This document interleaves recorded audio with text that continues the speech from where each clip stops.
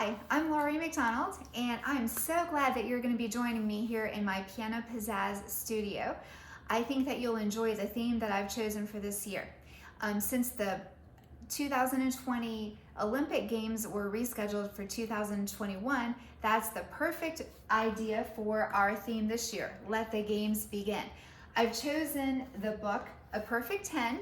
I have this in 5 different levels, so you are going to be in level 2 because you already understand the basic elements of music. You've already been taking piano lessons for a little bit, so now you're ready to move on and learn some new concepts. So just as our family enjoys watching the Olympics that are going to be held in July of next year, I think that we need to kind of take a sneak peek about what goes on behind the Olympics. So if you think about being a good runner or a good swimmer or doing any of the sports that they play in the Olympics, you will know that these athletes don't just wake up being able to do those things. They have to train, and they train hard and long. They're very consistent.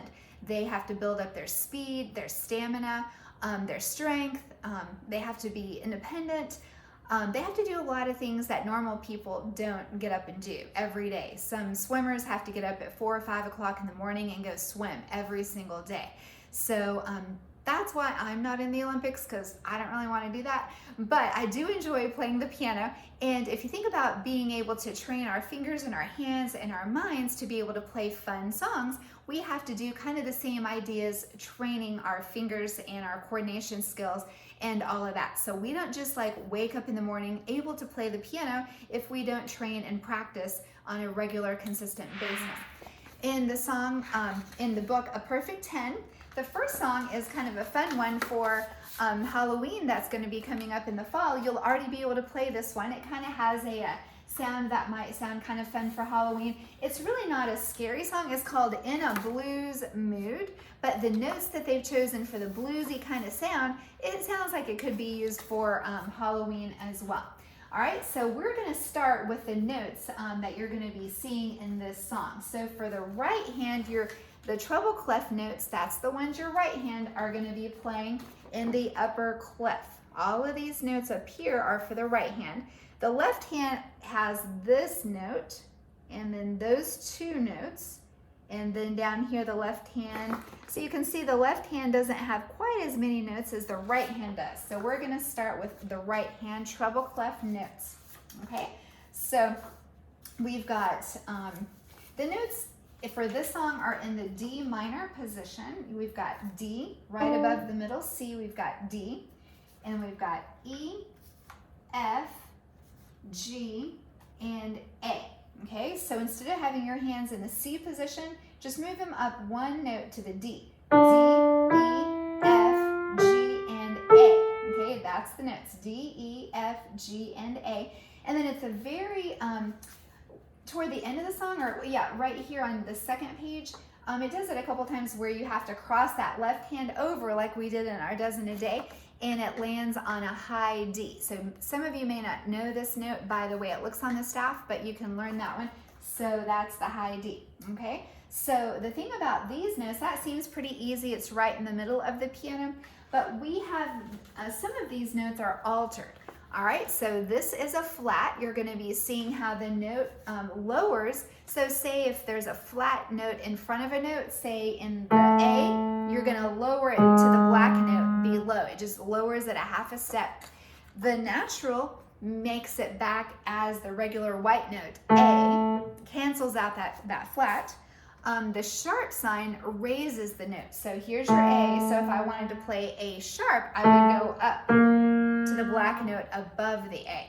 Okay, so that's what brings me to our very first note on In a Blues Mood. We're going to be starting with the G sharp. All right, so a G sharp on the piano. Here's your G, here's the G sharp right above it. All right, so we're going to start with the 4th finger on that note. Now, at the beginning of your music, it says 15 MA and 8 VA right here. All right, so don't worry about that for right now. Let's just learn the music as it's written. Okay, all right, so G sharp to the A, F, D, and then the left hand comes in on the A, and then it does it again.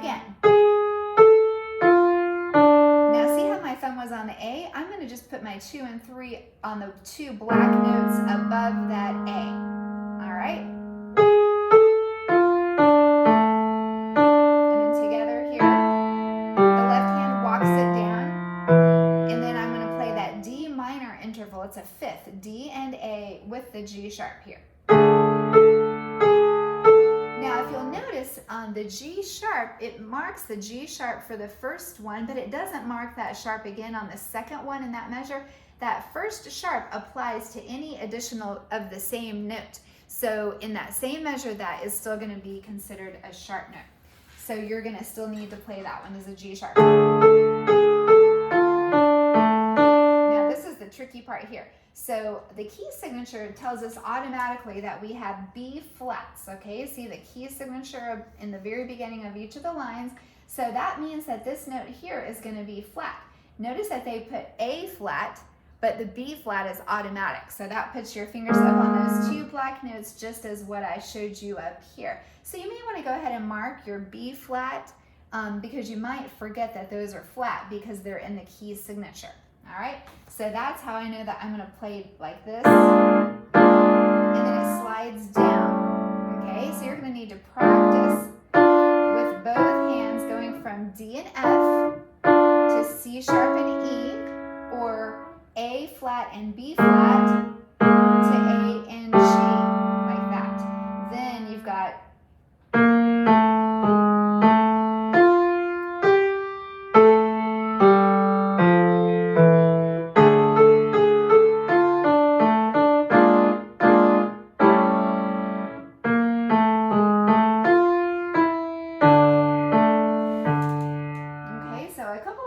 that you may not have noticed. One is a tied note.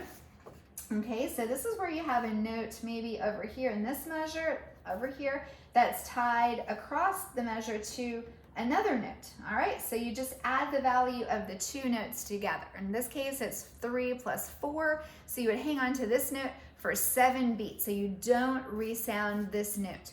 All right, so you're going to need to know that. On this music in a blues mood, we're going to see those tied notes right here on line 2. That whole note ties over to this whole note, so that means you're going to hang on to it for all 8 counts. All right, you're going to do that again here. Several places. I usually like to go through and mark out the tied notes just so that I'm reminded not to play those. Okay. Remember, some of the other things you might be seeing is this, the slur. You have lots of long slurs here to connect the notes together. We also have the petal marking. All right, so this, when you see this, that means to press down on the pedal, hold it down, lift it up. So you're going to be seeing that on the second page on your song, and a little bit here at the very. The last thing I wanted to make you aware of is the 8 VA as well as the 15 MA. 15 MA means they want you to move up 2 octaves higher. Okay, so most of you have played a song as written or moved it up 1 octave higher. In this case, they want you to start 2 octaves higher. Okay, so just and then bring the right hand down to where the left hand is, and then just lower the left hand down 1 octave. And then move it down again.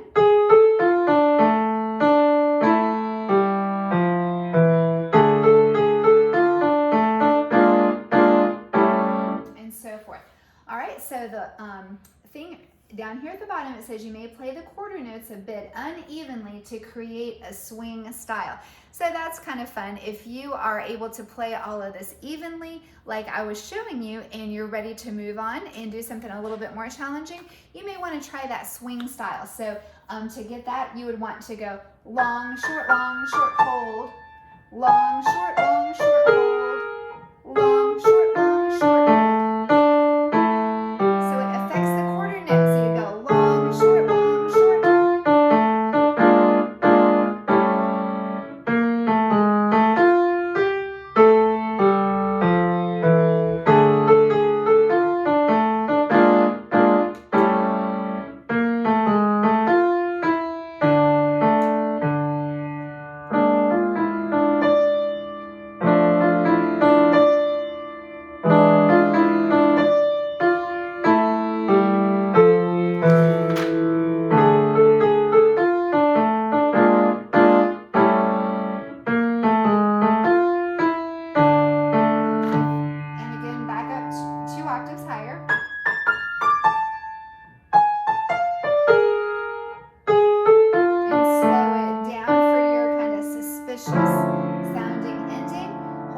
down while you go down an octave lower and up an octave higher for your grand finale ending. So you can see why I think that that sounds like that would be appropriate for Halloween. I hope that you'll enjoy the songs that we're going to be doing this year. This particular one was a blues. There's going to be a little bit of everything in this book, and the more that you're familiar with all of the things that I taught you in this tutorial video, the more that you'll be able to build on that for each of the new songs. So the good thing about doing this on a video is that you can look back, refer back to it in case you can't remember what the sharp or the flat or the slur or whatever is. You can rewatch the video as many times as you need to. So enjoy this song and let the games begin.